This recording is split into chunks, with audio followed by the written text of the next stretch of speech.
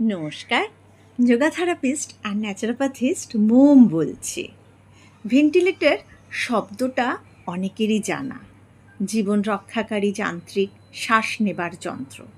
বিষাক্ত carbon die oxide যখন প্রাকৃতিকভাবে বেরোতে পারে না, তখন আমরা শরীর থেকে এইভাবেই বের করতে সাহায্য করে দেয় এবং অক্সিজেন সরবরাহ করে, যা ফুসফুস ও শ্বাসযন্ত্র খুব সুন্দরভাবে উন্নতি হয়।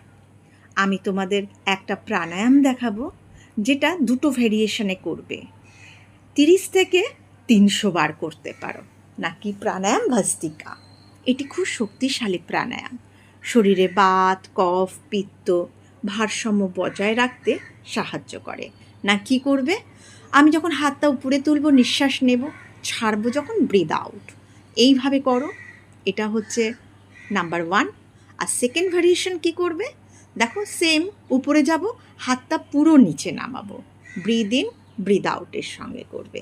ব্রেনে অক্সিজেন সরবরাহ হওয়ায় মনোযোগ, স্মৃতিশক্তি, ধৈর্য বৃদ্ধি পায়। ফলে মানসিক চাপ, টেনশন, অ্যাংজাইটি কমিয়ে মনকে শান্ত করে, আর তার সাথে হজমও ভালো করে। সবাই ভালো থেকো।